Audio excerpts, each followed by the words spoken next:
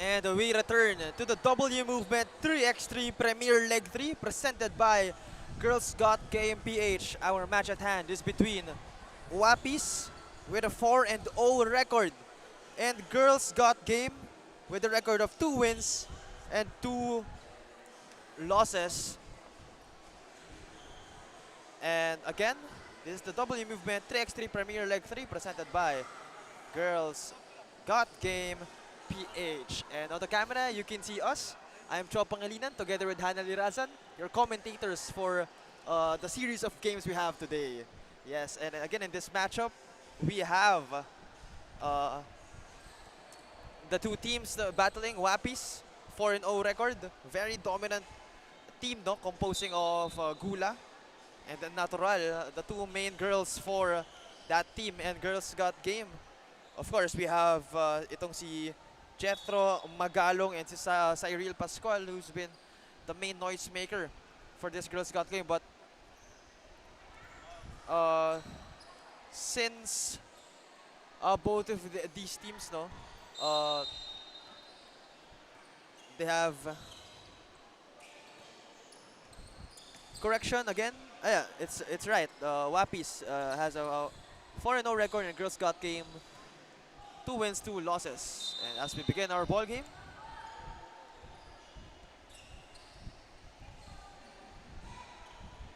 and for Wapis, no, this will be a non-betting game because since they have a 4-0 record, they will be automatically included in the semifinals.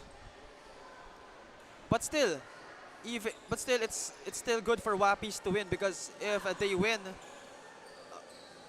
they'll be 5-0, and that'll be a very dominating statement for the rest of the teams we have in our leg 3. So let us go into the ball game. As Girls Got Game got the first 2 points courtesy of Eliza D. So just for everybody's information, regardless of who wins this ball game, Wapis will be the number 1 in their bracket, and no pressure is number 2 for in their bracket, which is bracket A. And now let's dive into our ball game. Here are the white shirts. We have here Wapis with Natural, who played a huge role earlier for their 4th win earlier, and we'll see if she'll still dominate this time and if she'll be able to bring that game again to get that 5th win. And Monteloyola will get that short stab for the Wapis. That is no good coming from Guevara. Here is Natural to Mendoza. No good. Here is Magalong to Guevara. Now to Santa Ana. Will try the long 2. No good. Here's Wapis. Monteloyola once again. And that is an air ball for Carol Monteloyola.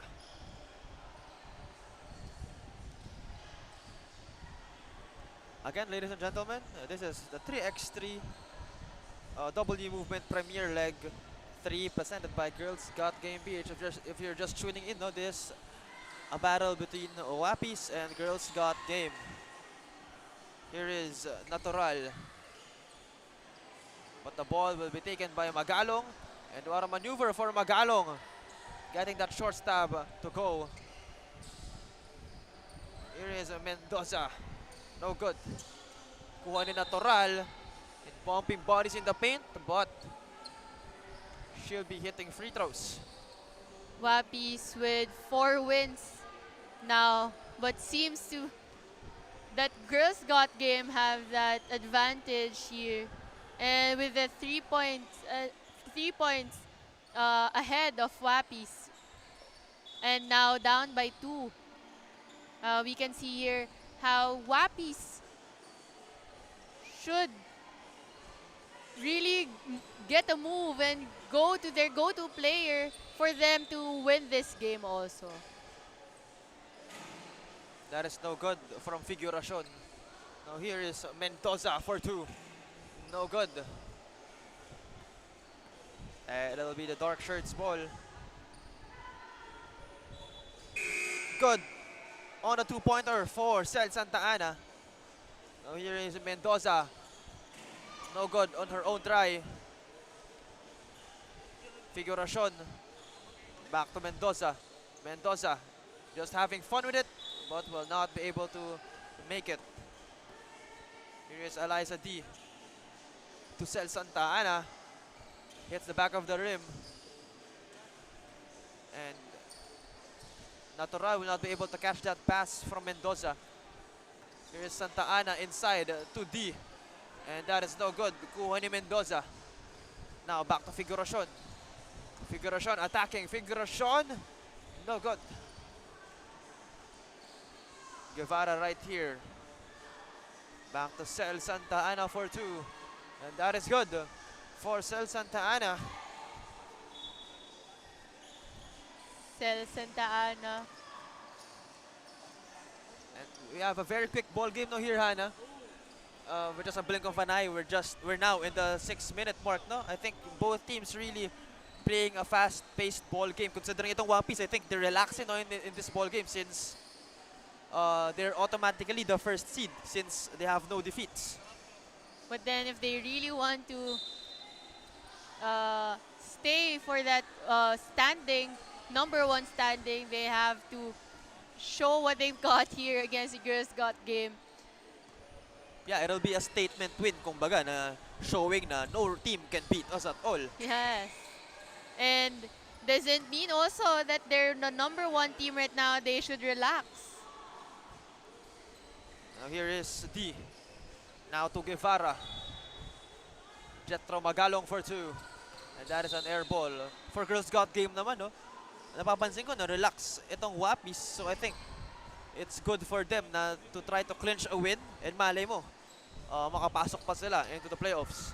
Or maybe they're just conserving their energy also for their semis later. Yeah, and I think that's a really good strategy, no? Kasi And if they also want to reach the championship, kasi nga naman, ilang games na nga tayo buong hapon. yeah, and that's a smart thing din to do, no? With legs like this na alam nating matatagal and it will last a whole day. So I think yun nga tama for if yun man ang plano ng Wapis, no? I don't really blame them at all.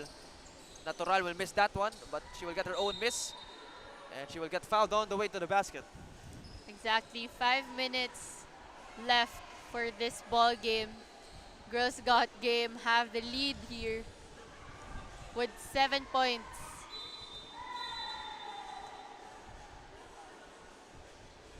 Jermaine Natural on the free throw line. Now here is Magalong surveying the court. Magalong almost lost the handle. No good on that one. Kuha ni Figuracion. A good stop there by the dark jerseys. Natural will miss that one. Kuha ni Guevara out to Magalong. Magalong against Figuracion. What a series of dribbles by Magalong will give it to Guevara. Back to Magalong. The 2-pointer. Short. Figuracion will get fouled by Magalong. And that time, the score is 10-4 in favor of Girls Got Game with just 4 minutes and 26 seconds remaining in this fast-based 3x3 ball game.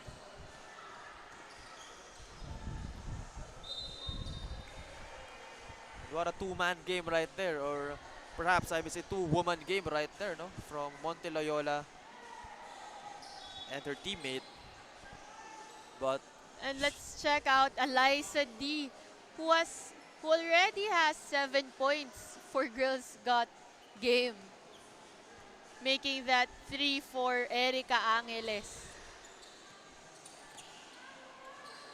now that is Santa Ana, no good. Outside.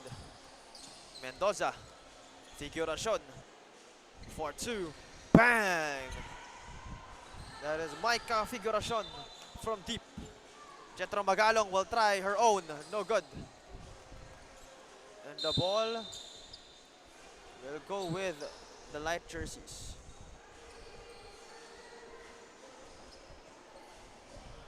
So again, for everybody's information, no, Wapis will remain the number one in our standings now, regardless of who wins, because they are currently 4-0 ngayon. And I think for no pressure, they're the number 2 next to the Wapis. And they won't have a game after this. So, bale, they're just waiting for semis. Yeah, for no pressure kasi their record is 4-1 eh. So that's why matik na number 2 sila and number 1 ang Wapis. It's wala silang talo as of now. Pero again, regardless, so I think nagiging practice game na lang din to for Wapis as Figuracion will miss that 2. Here is Guevara. Will give it to Cel Santa Ana for 2. No good. Kuha ni Magalong. Inside. What a maneuver. But that is no good. Magalong still no good. Great effort there by Figueroa's got game. Although wasn't able to convert, still the effort of rebounding and taking a shot. Magalong will give it to Cel Santa Ana for 2. No good. Kuha ni Natural now to Mendoza. Mendoza, spin move, pump fake. What a series of moves for the Wapis, but that is no good. And Magalong will get fouled by Micah Figuracion. Well, Cho, for this game, the passes are there, team effort for rebounding. However, they just couldn't convert here. And regardless, as we said, regardless of this game, Wapis would still be the number 1 team, and they're just also waiting for the semis. Yes, and I'd like to thank Sir Jay De La Cruz lang, no? And Coach Willie Chan for entrusting us to give commentaries in the series of games today. And of course, you'll hear us tomorrow din, no? In our elite invitational leg naman. Also, Very exciting matchup tomorrow, and it's actually the first for the double movement to hold that event. So it would be another milestone that we will be we're part of achieving. yeah, so tune in, no? Tomorrow. It's still at 10:30 a.m. We will be seeing players like Bernardino, Ozar, Yeah, mga familiar names, mga big names, mga familiar names no, na naglaro Aliana Lim. yeah, either pro, either national team, or either collegiate, no? So, kaabang-abang yan. Tune in tomorrow for the Elite Invitational leg. Pero, ngayon, focus muna tayo sa ating leg 3. Our premier leg 3 as Figuracion says that the bank is open on a Saturday. But Magalong looks hurt after that bump from Figuracion. Of course, we hope she's all okay. So mukhang she will take a rest. Actually, kanina natamaan na talaga siya dyan sa face area. And then ngayon, tamaan lang ulit siya. So she was already enduring pain, no, on that area. So she will And have to take a rest now. she's not the only player who's been enduring the pain, actually. We have lots of players. Jov Pangilinan earlier, Rika, and many more players. But we hope that they're doing fine now. Yeah, kanina, marami rin talaga yan, tulad ng sabi ni Hana. But, of course, yun yung nagiging problem, no, with legs like this. Depende kung ano magiging strategy mo. It's either you have to play because kailangan ng team, or you have to rest, you know, in order to play well in your next games. But going back to the ball game,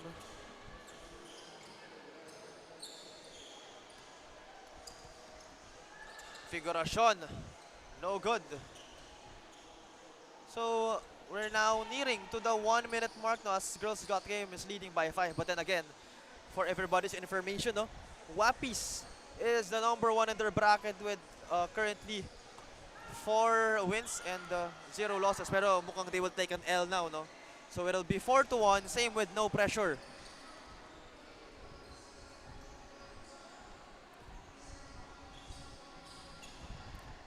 So 34 seconds remaining. Looks like they will just burn some clock as Natural will get that shot clock violation. So again, for everybody's information, this W movement 3x3 Premier Leg 3 is being played in 2 courts, no? Actually, playing in 1 whole court, but 2 half courts are being used for our contest today. So we are covering in the court 1, no? So court 2 walang live coverage. For our court 1, ang semis is Wapis versus whoever will win between J3 and Boost. And our court 2 naman, no? It'll be the Dreamers versus No Pressure.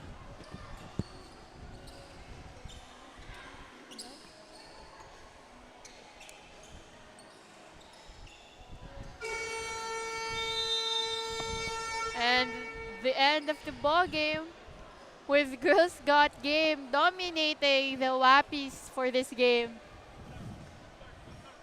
Yeah, with 15 to 10. yeah, and for Girls Got Game, no, I think it's good. It's because they really capitalize on the opportunity to win. Kasi itong Wapis, again, this is a non-merit game for them. And the final score is 15 for Girls Got Game and 10 for Wapis. Again, a very good performance there for Girls Got Game. And our Eurotex Matibay best player is no other than Cel Santa Ana, who's been hitting shots from inside, as you can see in her highlights. Of course, shots from outside as well. As you can see, nothing but net in that sequence. And again, Girls Got Game will move to 3 wins and 2 losses. Up next, we have the Swish Fit Fortitude against the Jump Shot team. And of course, catch it tomorrow on the 3x3 Elite Invitational.